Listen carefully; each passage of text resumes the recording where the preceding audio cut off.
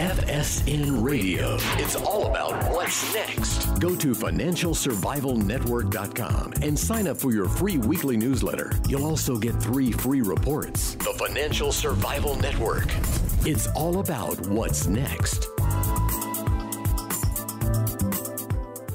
Welcome. You are listening to the Financial Survival Network. I'm Kerry Lutz. It's June 5th, 2017. It's Monday. Time for John Rubino. Happy Monday, John. Hey, Kerry. Happy Monday for us, but probably not for people living in London. You know, they had another terrorist attack over the weekend. Yeah, horrible. And yeah. And, you know, that kind of implies that, which a lot of terrorist experts have said for a long time, that London is kind of wide open. You know, it's really an easy place to operate for people who want to perpetrate stuff like this, because it's a big cosmopolitan city. The police generally aren't armed, and you've got a large population of disaffected people whose roots are from elsewhere. And so we're seeing that play out now. And it's interesting to see how the British are grappling with it, because there aren't easy answers here. And they've got an election coming up next week. So how the people in Great Britain react to the stuff that's going on is going to be reflected in electoral results really quickly, in real time. And that race has been tightening up. The sitting Prime Minister, Theresa May, called a snap election because it looked like the Labour Party, the main opposition party, was in such disarray that her party, the Conservatives, would win a huge victory and a working majority that would allow them to do Brexit the way they want to do it without having to consult with any other political party. That doesn't look like the case anymore. The polls have tightened dramatically for a few different reasons. And now you've got this terrorist attack, which may or may not affect the polls. So it's not clear whether Britain has a working majority government going forward, or is forced to create some kind of a coalition that'll kind of hamstring the process of enacting Brexit in the near future. So that's all interesting. It's kind of a side story to the global financial crisis, which is really our beat. But it's interesting to watch it happen in the sense that financial turmoil leads to political turmoil. So we're seeing all these crazy elections around the world. And this is kind of one more example of it, where one party basically thought it knew exactly what was going to happen in this election. And it turns out they didn't know, after all, which way the undecided votes were going to break. So I think that's a symptom of the global ongoing financial crisis, but it's also part of a feedback loop where financial crisis leads to political turmoil, which leads to greater financial uncertainty, and so on, until this thing just spins out of control. So seen that way, the current elections in Britain and the terrorist attacks and everything are basically small parts of a much bigger, much scarier puzzle. Yeah, that's for sure. And you just think about it. I was in New York for 9/11, going into Manhattan, and wasn't able to, but just remember the chaos of that day and everything else. Now, obviously, these attacks are just designed to instill terror rather than physical financial damage. But still, then you think anybody passing by you can be a terrorist. It's got to be a really uncomfortable thing. And, don't think that we're going to be exempt here in the U.S. I don't think we're any better at it. Look, it's the same thing over and over, John. The last 3 or 4 guys who went on the rampage in the U.S. and over in England, they knew about these guys, one or more of them. They knew about them. They were reported either by their own intelligence organizations or overseas, but they've known about these people and they've chosen to do nothing, not to take them off the street, do anything. And that's what's really, to me, distressing about it is if you know who the guy is, why can't you stop him? Yeah. Well, in defense of the world's intelligence agencies, they are deluged with data right now. They're basically wiretapping everybody and they're reading everybody's emails. Right.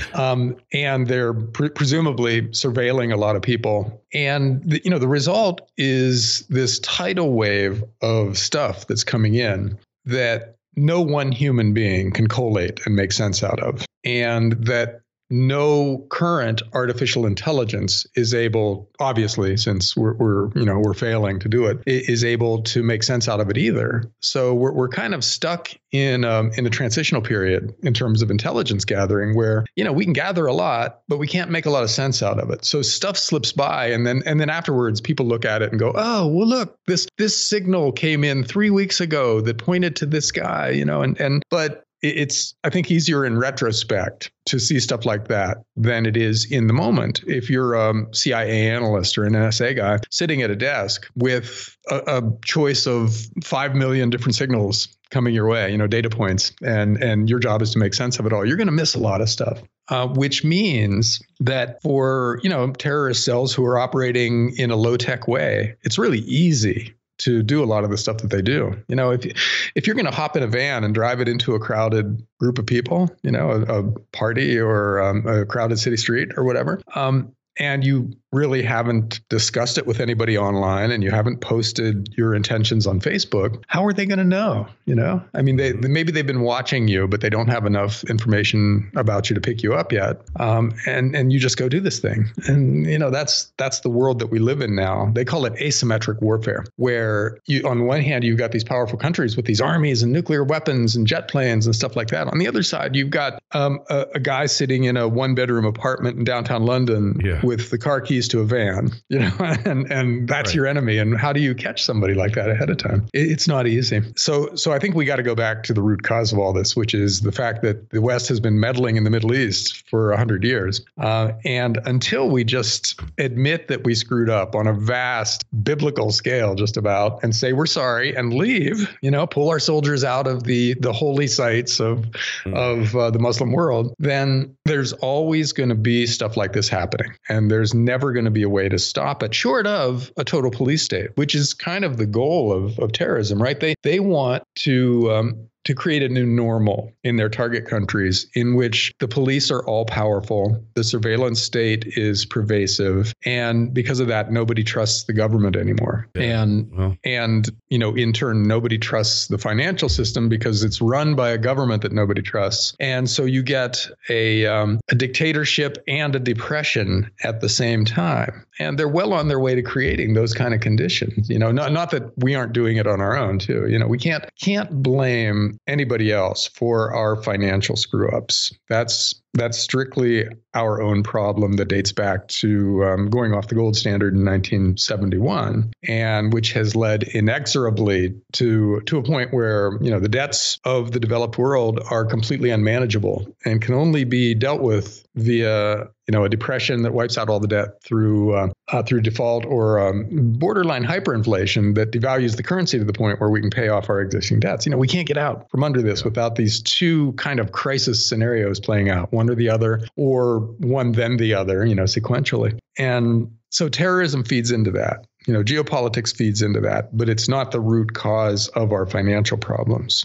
And but it is an addition to our financial problems. So, we have several different kinds of messes all coming to a head at the same time, yes, which makes solving any one of these problems infinitely harder because they're all affected by the others, and the others aren't getting any better. Yeah, well, you just go back to Einstein. You can't solve a problem with the same type of thinking that created it. And that's all we do here is just rehash, recycle the same old stuff. I would just point out one thing. In the Middle East, it's a little more complicated than our interventions. We've been at war with these guys since the Crusades. And while the West has believed that the war has been over, to Islam, it never ended. And we're finding out now that to them, and they call Westerners crusaders. So the war never ended, going way back to the battle to take on the Holy Land and the battle to stop the spread of Islam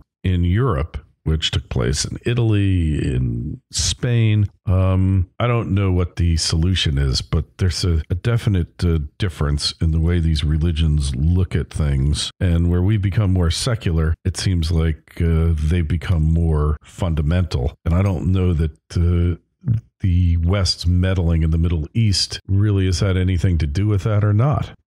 Kerry, I would say that it has, because if you look at Middle Eastern politics, there are always moderates who are saying, you know what, let's be part of the world, and let's connect with the West and trade with them and everything, and accept that we have different points of view, but agree to disagree.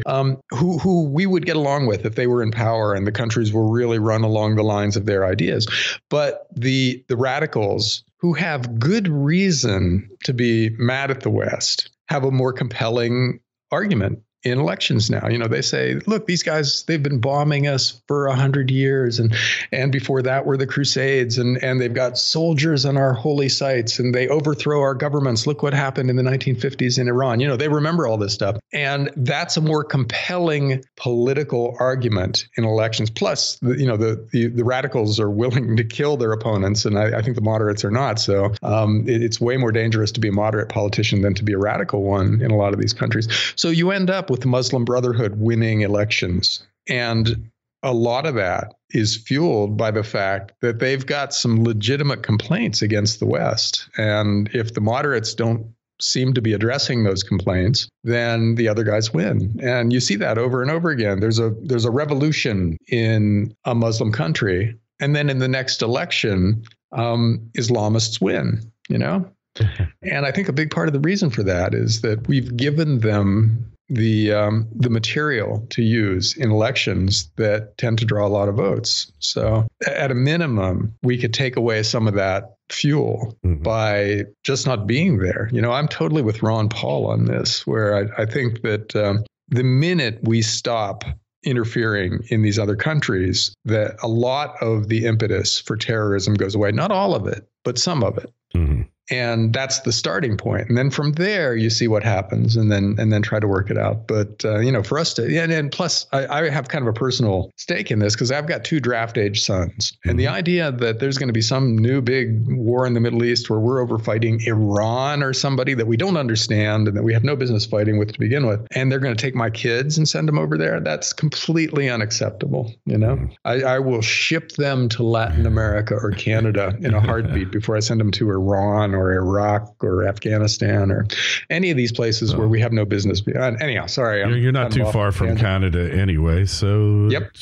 It'll be okay. Well, I mean, I don't think the draft is coming back anytime soon. Although I would never say never. I just think you got, with bad economy, you got a lot of people who will voluntarily go, and the way they suck them in is through the GI plan. And the number of GIs who actually ever take advantage of the GI plan is 12% or something like that. Somebody was telling me a while ago. It's a very small percentage. This is how they talk them in. We'll pay for your college, and then they never go. And it's not the government's fault, but they know very well that they're waving this carrot that most people are never going to actually digest. So that's another thing. But so what about our economy? It looks like the Atlanta Fed said that GDP could pick up to 3% this quarter. Is this just happy talk, John?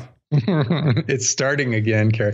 The GDP forecasters always start out high. At the beginning of every quarter, it looks like we're back on track. We've got 3 or 4% growth, and government policy has worked, and the recovery is gaining steam. And then the data comes out over the course of a quarter, and you see, especially the Atlanta GDP Now chart that they put up kind of in real time, and you see it start to trend down and down and down. And then the Blue Chip Economic Forecasters Group, which is a group of economists whose forecasts are tracked by the Atlanta Fed and also put on the same chart, it starts trending down behind the Atlanta Fed GDP forecast line until we're at some really unacceptable low number. And that happened in the first quarter when it went from 3 and something down to less than 1% by the end, according to the Atlanta Fed.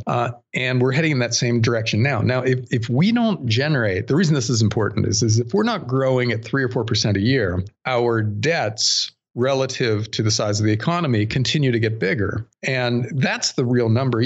Forget about all the other headline numbers that are out there, unemployment and inflation, and just forget about them. All you really need to know to understand where we're headed and what's coming is debt to GDP. And as long as that continues to increase, the amplitude of the booms and busts will get bigger until one of the busts turns out to be a capital D depression or a Weimar Germany hyperinflation. It's going to come as long as we keep digging that hole ever deeper. And if we can't grow literally twice as fast as we're growing right now, the hole continues to get deeper. So that's really the dominant fact of our current financial reality. And there's really no way around it, because once you borrow an excessive amount of money, it gets harder and harder to grow. In other words, it's harder for the government to convince people to borrow more money and spend it if they've already maxed out their credit cards, if they already have a big mortgage, if they already have a car mortgage that's going to be with them for 7 more years or whatever. 10 years. Yeah. You can cut interest rates all you want to. And that person with all that debt is going to just sit there and say, I don't want to borrow any more money. I'm sorry. I'm just going to live with I'd like to, but I can't. I can't borrow anymore. Right? Yeah. Well, I think the banks play along with this game by reducing or by easing loan terms. In other words, they make it easier for you to borrow money as your finances get worse, which is, the absolute dumbest way to do it. But that's how the banking industry works. They ride the trend. They want to keep the deal flow going. So they will ease their rules to the extent that they have to maintain their fee income, which in effect is their year-end bonus pool. So the banks at the peak of cycles are usually doing the dumbest things that they did during the entire cycle, just as everything's ready to blow up. And, you're seeing it again here with people lobbying for 3% down payment mortgages and liar loans again, and doing securitizations that we thought were discredited after the 2007, 2008, 2009 financial crisis. It's all happening again. There is no such thing as a securitization that is too risky or non-economical when it comes to banks on Wall Street. Correct? No. I mean, their way of judging a securitization is, can they sell it? Yeah. Right. And if they can sell it, then it's by definition not too risky. Because it's not risky for them, because they're selling it to somebody. They'll securitize their souls. Right. Oh my God. Yeah. I mean, they're securitizing car loans and leases, residential condo leases. That's what they're doing. Yeah. It's obviously it's going to be another catastrophe at some point, and we just don't know when it blows up. But it pretty much has to blow up now, given the numbers, because we are grossly more over indebted now than we were in 2007. As amazing as that sounds, 2007 was a near-death experience for the global financial system. Yes, and we doubled a lot of different sectors' debt since then. The U.S. government owes twice as much now as it did in 2007. Astounding. Right. Yeah. And now you've got theorists out there saying, well, what the government is overlooking is that it can just print all the money that it needs to run itself. It doesn't even have to raise taxes, and it doesn't have to issue bonds. Modern monetary theory, which is coming along quickly now into the mainstream because it promises a free lunch. For everyone. A free lunch for everyone. All. We just create the money, as much money as the government needs, as if that's a fixed number, as if it won't expand to infinity as soon as you turn the government loose with a printing press that doesn't even involve borrowing or raising taxes. Yeah, free lunch. And then you've also got people talking about a guaranteed permanent income. Where just by virtue of being a citizen, the government pays you, $8,000 a year, $10,000 a year, whatever it is they're talking about. I like that. Of newly created currency printed out of thin air. I think it's great. I would like that. Why work? Right. And my kids would really like that. Oh, your kids, hey, you'd finally be able to get rid of them. You'd be able to get them out of the house because the government will take care of them. Thank you, government. Yeah, hey, I can downsize. The government's good for something. Whatever it takes to get them out.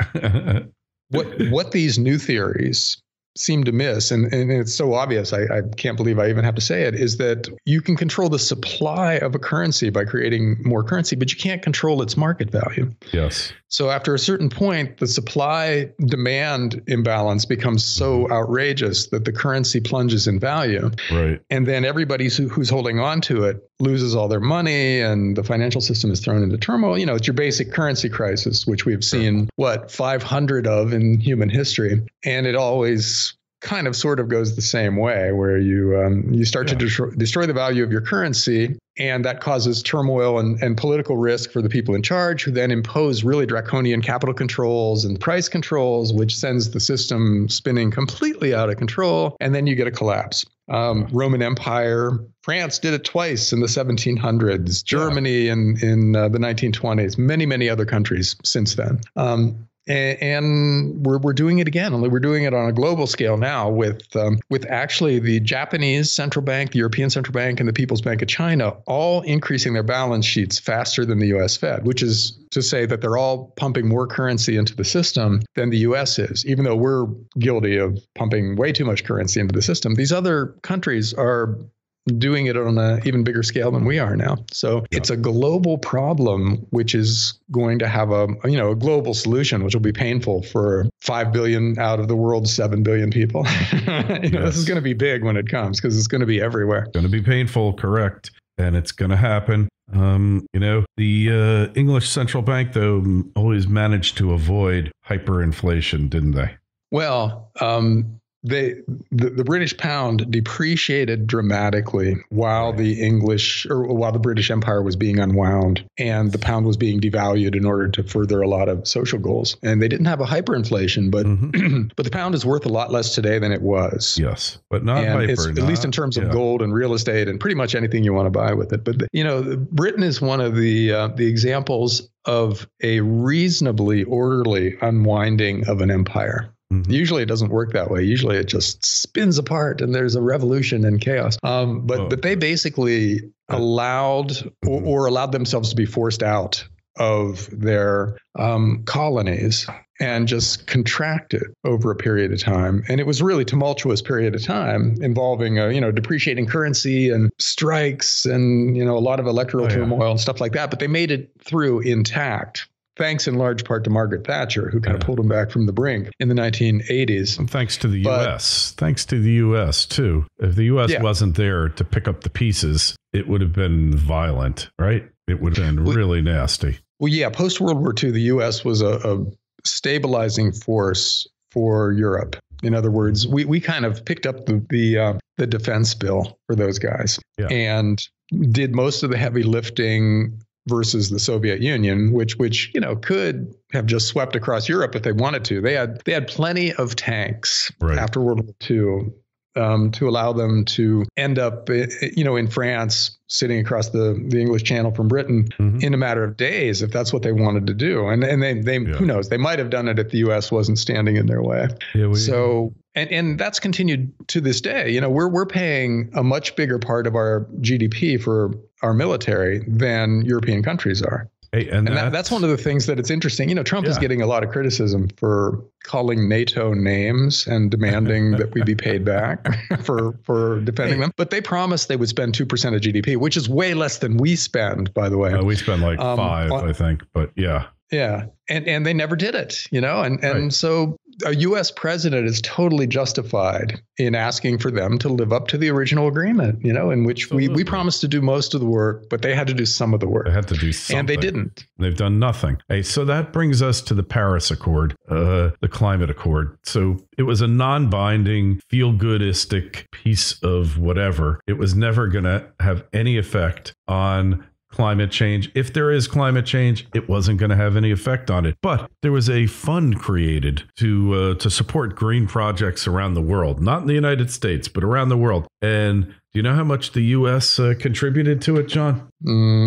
I would guess a lot. $1 billion. Do you know how much the rest of the world contributed to this climate change fund? Just take a wild guess. Just take a guess. Less than $1 billion? Zero. Oh, okay. And China and India are not included in these targets. And I tend to agree with you that in 50 years, this point will be completely moot because we will have transferred over to the next energy source, especially because of the advances in battery technology, more almost than the advances in solar cells. I mean, Musk is saying he's going to get to 24% efficiency. If that's the case, then that will be the least expensive form of energy out there by far. And then it becomes a scalability issue. How do you get it all out there to generate enough electricity collectively to satisfy society's needs. And 24% efficiency will help get us there. Then it's just batteries storing the stuff as you generate it.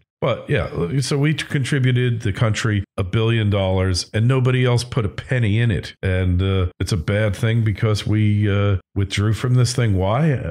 What am I missing here? Yeah, well, I totally agree with what you're saying about this being a moot point a few decades hence, because it really does look like solar and wind are just taking over the energy market. So it doesn't so much matter what governments promise to do. We're going to exceed those promises by vast margins going forward if the current trends continue. You know, I've got an article in front of me right now with the headline, U.S. solar market grows 95% in 2016. Now, the overall energy market grows at 1 or 2% a year, which means that if some small component of it, like solar, is growing at a rate where it doubles every 3 or 4 years, let's be conservative here. It almost doubled in 1 year last year. That means it's going to start squeezing the incumbent technologies off the field in short order. And, there's really no end in sight to the progress that solar and batteries combined can make, because, solar panels kind of a microprocessor, which means it can get cheap at a cheaper at a dramatically increasing rate for a long time. And we're seeing that now, where 15 or 20% cost decreases in solar electricity are becoming kind of normal, and they're cutting solar deals where they're without any kind of subsidy. The electricity generated by a solar farm in India or someplace like that is cheaper than what comes from a coal-fired power plant. And this was not expected. Okay. Everybody expected solar power to eventually reach grid parity sometime in the indefinite future, and it's happening way faster than anybody thought, which means solar will spread faster than anyone expected, which means that the world will probably exceed its targets for slowing and then diminishing the amount of carbon that we're putting into the air sooner than anybody expected. So this is probably not going to be seen as a huge problem 10 years from now. We still might suffer a lot of the effects of, let's assume for a second, just to be on that side of the argument, that what we've done in the past 100 years is affecting the climate and will continue to affect the climate. We'll still suffer from whatever that happens to be going forward, but we won't contribute more to it starting in, a decade from now or whenever. We'll be diminishing the amount of carbon that we're putting into the air at an accelerating rate so that it won't be seen as necessary to cut these deals and to put restrictions on what businesses can do or anything, because they'll voluntarily be putting solar panels on, their big box store roofs and their parking lots, and they'll be adopting self-driving electric cars, because the market is there for stuff like that. Yeah. So governments won't have to force anybody to do anything because we'll all voluntarily go that way. Assuming that the after effects of the climate change stuff that happened since the Industrial Revolution, assuming they're not catastrophic, then we'll come through this in decent shape. We'll be a much cleaner society 50 years from now than we are today. And the trend will be continuing at that point towards cleaner technologies and less destructive ways of doing things. So, that doesn't stop the financial crisis, of course. We're going to have a gigantic financial crisis while all this is going on. And precious metals will probably be a good investment while all this is going on. That's a kind of a separate issue. Technologies can come into their own and spread even while there's a giant financial crisis happening. Like car sales doubled during the 1930s because that technology was ready. Everybody wanted a cool new Model T or whatever, and they were getting cheaper, and there were enough people around to buy them, even during the Depression, that cars were a huge growth industry. The same thing is going to happen with a lot of clean technologies, among other things, during the gigantic financial crisis that has to happen here. As long as it doesn't come along with global thermonuclear war or something like that, we're going to see amazing progress in a lot of different areas. Stem cells, Gary, which you and I have talked about. Sure. Amazing stuff going to happen. Mm-hmm. And solar and wind and batteries and artificial intelligence, all of that stuff is going to, at least at first, dramatically dramatically improve the lives of the people who can afford it. So one of the reasons to save money now and to invest wisely is so you can buy this stuff when it comes along. You can buy a self-driving car, and you can buy a big battery pack for your garage, which is charged by your solar panels, that takes you completely off the grid for half the price of what you're paying now for electricity. All that stuff's going to be out there. Or you can buy the next generation stem cell treatment that will add 15 years to your life, and then get you to the next level of technology when it comes along. That's all going to be available, but none of it's going to be cheap. So we need to be accumulating capital now. Absolutely. Yeah. Well, one thing that's really been leading to less CO2 in the air is the fact that we're using natural gas to power power plants, and it's made coal uneconomical rather. So all these things, everything has an impact on it. And we've actually been compliant with the Kyoto protocols, and we never intended to ever meet them. It was a totally bogus treaty or agreement, never became a treaty. It was rejected by the Senate, and we never intended to. We never even tried to, and yet the technology got us there. So ignorance got us into this mess. Ignorance will get us out. Right now, we got to get out. So check out John's work over at dollarcollapse.com. Questions, comments, email kl@kerrylutz.com. The Twitter feed's @KerryLutz. You can also tweet us there. And the Facebook page, Financial Survival Network. We will catch up with you next Monday, John. Thanks, Gary. Talk to you then. FSN Radio. It's all about what's next. Go to financialsurvivalnetwork.com and sign up for your free weekly newsletter. You'll also get 3 free reports. The Financial Survival Network. It's all about what's next.